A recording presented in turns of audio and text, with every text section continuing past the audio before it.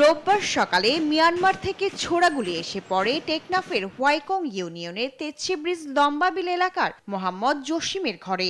এ সময় গুলিবিদ্ধ হয়েছে তার ১২ বছরের কন্যা শিশু আফনান। আরকান আর্মি এবং রোহিঙ্গা সশস্ত্র গোষ্ঠীর মাঝে অব্যাহত গোলাগুলির ঘটনায় গুলিবিদ্ধ হন স্থানীয় আরও ২ বাসিন্দা।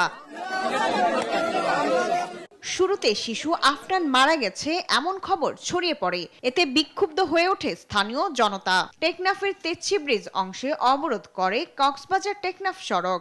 এ ঘটনার পরপরই সেনাবাহিনী, বিজিবি সহ অন্যান্য আইন শৃঙ্খলা বাহিনীর সদস্যরা ঘটনাস্থলে পৌঁছে পরিস্থিতি নিয়ন্ত্রণে আনার চেষ্টা করে। বিকেলে পুলিশ নিশ্চিত করে শিশু আফনান মারা যায়নি, সে চট্টগ্রাম মেডিকেল কলেজ হাসপাতালে চিকিৎসাধীন রয়েছে। ভিগো ওয়্যার গার্ড প্রয়োজন মতো বাঁকানো যায়, অধিক চাপেও ভাঙে না। ভিগো।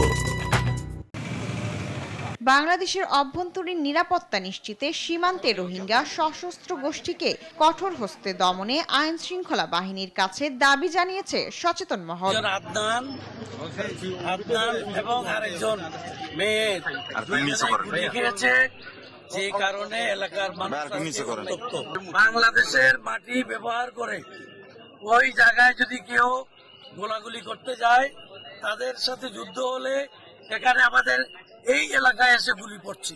সুতরাং যাতে ভবিষ্যতে এরকম কোনো ঘটনা না ঘটে। কেন যদি কোনো গন্ডগোল না থাকে, যেটা আরসার সাথে গন্ডগোলটা হচ্ছে ওটা না থাকলে তো ওদের কাছ থেকে বাংলাদেশে গুলি আসার কথা নয়।